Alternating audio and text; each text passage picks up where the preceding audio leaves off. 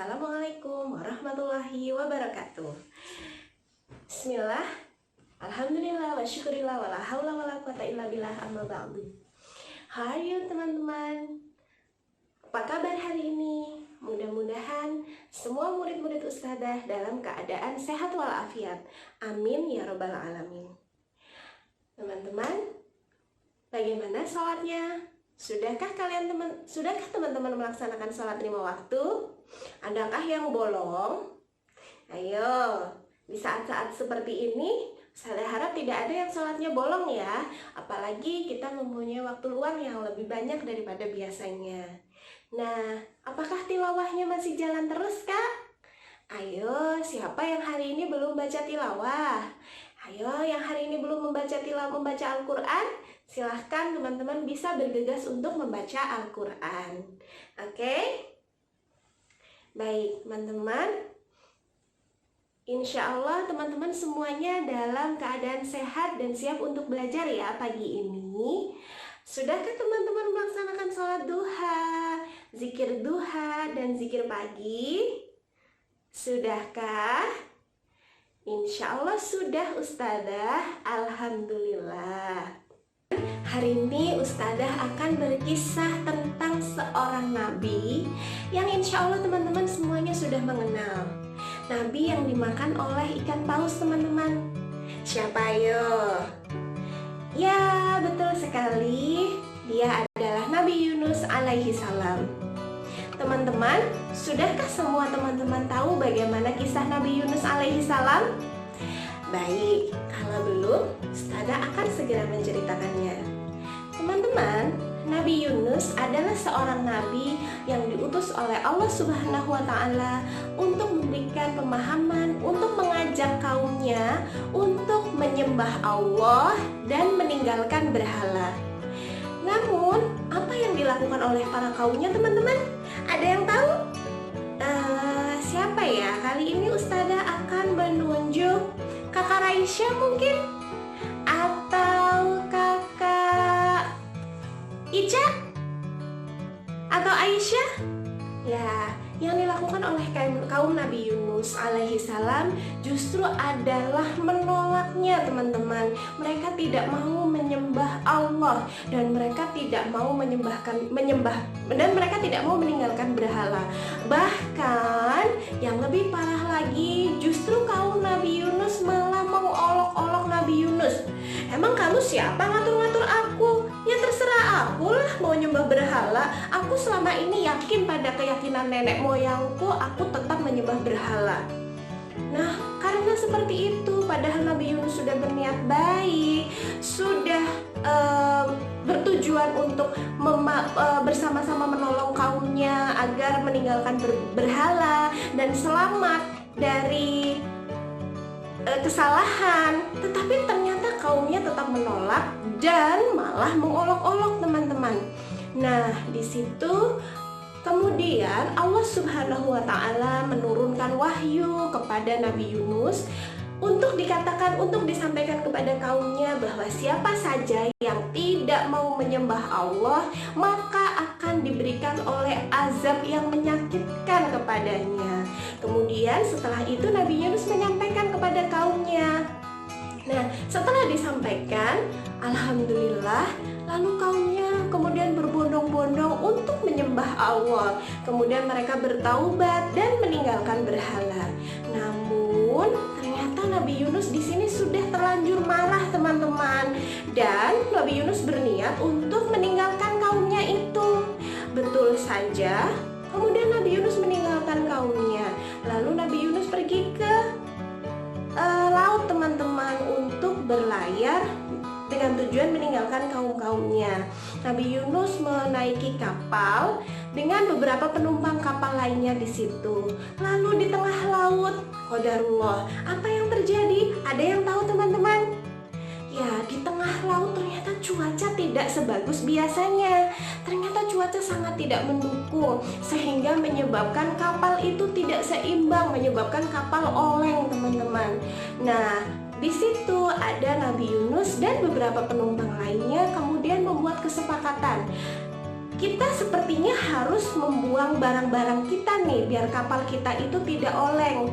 Ya, kapal-kapal mereka semuanya dibuang, barang-barang mereka dibuang. Dan tetapi ketika barangnya sudah dibuang, teman-teman, kapal masih oleng. Jadi masih belum bisa seimbang tuh. Jadi bisa menyebabkan kalau beban kapal itu nggak dikurangin, itu bisa menyebabkan justru kapalnya semuanya tenggelam, teman-teman. Nah, kemudian Nabi Yunus lah yang kemudian terjun ke laut untuk tidak berada di kapal itu lagi. Lalu Allah menurunkan ikan paus untuk memakan Nabi Yunus. Qadarullah, teman-teman. Kemudian, tetapi ikan itu memakan Nabi Yunus tidak dicabik-cabik tubuhnya, melainkan langsung ditelan ke dalam perut. Di dalam perut, apa yang terjadi dengan Nabi Yunus, teman-teman? Ada yang tahukah? Mungkin Ustazah bertanya kepada Kak Niko atau Kak Rahayu. Ada yang tahu bagaimana yang terjadi ketika Nabi Yunus berada di dalam perut ikan paus? Ya, ketika berada di dalam perut ikan paus, kemudian Nabi Yunus mengingat semua yang terjadi kepadanya, mengingat apa yang telah dilakukan oleh Nabi Yunus. Kemudian Nabi Yunus memohon kepada Allah dengan segala kerendahan hati, dengan segala perasaan penuh harap dan takut kepada Allah. Nabi Yunus mengucapkan, La ilaha illa anta subhanaka inni kuntu minadh dhalimin. Apa artinya, teman-teman? Tidak ada ilah selain Engkau ya Allah, Maha suci Engkau, sesungguhnya aku telah mendolimi diriku sendiri. Dari doa ini, teman-teman, doa ini adalah doa yang mengandung arti bahwa kita telah mentauhidkan Allah. Kita telah mengakui bahwa semua yang terjadi adalah atas kehendak Allah. Dan kita mengakui dosa kita. Kita mengakui bahwa diri kita telah mendolimi diri kita sendiri dengan melakukan kesalahan-kesalahan. Nabi Yunus kemudian tersadar bahwa apa yang dilakukan oleh Nabi Yunus dengan meninggalkan kaumnya adalah bukan hal yang baik, teman-teman. Nah, apa yang terjadi, teman-teman? Karena Nabi Yunus memohon dengan penuh harap, memohon dengan penuh keyakinan kepada Allah, dan memohon dengan penuh rasa bersalah, penuh rasa taubat, dan perasaan kembali kepada Allah. Maka Masya Allah, Allah kemudian menolong Nabi Yunus dari perut ikan paus itu. Nah, atas berkat rahmat Allah, Nabi Yunus tertolong dari perut ikan paus itu, teman-teman. Dan Nabi Yunus tiba-tiba terdampar di tepi pantai. Nabi Yunus sudah keluar dari perut ikan paus itu. Kemudian Nabi Yunus terdampar di tepi pantai. Kemudian Nabi Yunus sadar. Apa yang dilakukan Nabi Yunus, teman-teman? Ya, Nabi Yunus setelah itu mengucapkan syukur yang tak terhingga kepada Allah atas berkat rahmat Allah dan pertolongan Allah. Nabi Yunus bisa selamat dari perut ikan paus. Kemudian Nabi Yunus kembali menuju kaumnya, kembali bersama ke kaumnya. Nah, teman-teman, apa sih hikmah di balik cerita tentang Nabi Yunus? Ya, betul, teman-teman, bahwasanya kita harus senantiasa untuk introspeksi diri, teman-teman. Kita harus menyadari apa kesalahan-kesalahan kita. Dan satu lagi yang tidak kalah penting adalah Allah tidak akan menurunkan azab, Allah tidak akan menurunkan musibah melainkan karena dosa manusia, teman-teman. Nah, tidak terkecuali pada masa-masa ini.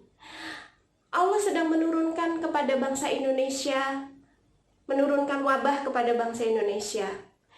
Oleh karena itu, teman-teman, sudah selayaknya mari kita bertaubat kepada Allah, mendekatkan diri kepada Allah, dan meminta maaf kepada Allah atas segala kesalahan-kesalahan yang sebelumnya kita lakukan. Contoh, mungkin sebelumnya Ya Allah, mungkin ampunilah hamba, mungkin sebelumnya aku telah berkata kasar kepada kedua orang tuaku. Mungkin sebelumnya aku tidak memanfaatkan waktu dengan baik, aku tidak memanfaatkan waktu dengan luang dengan baik. Ampunilah aku ya Allah, maafkanlah aku. Itu adalah salah satu cara kita bertaubat kepada Allah, yaitu kita berdoa, kita memohon kepada Allah, dan kita juga bisa dengan melafalkan zikir yang tadi dilakukan oleh Nabi Yunus, yaitu mengucapkan la ilaha illa anta subhanaka inni kuntu minadz-dzalimin. Ya Allah, tidak ada Tuhan selain Engkau, Maha Suci Engkau, sesungguhnya aku telah mendolimi diriku sendiri. Apa yang dimaksud dengan mendolimi diriku sendiri, teman-teman? Iya, teman-teman, karena ketika kita melakukan kesalahan, ketika kita berbuat dosa, pada hakikatnya itu kita sedang mendolimi diri sendiri, teman-teman. Nah, oleh karena itu, mari kita bersama-sama mendekatkan diri kepada Allah, terutama pada masa-masa seperti ini. Kita berdoa kepada Allah, semoga yang terjadi pada hari ini lekas berlalu. Semoga Indonesia kembali tersenyum dengan tidak adanya wabah, teman-teman. Dan kita bisa berkumpul kembali di sekolah, belajar seperti biasanya.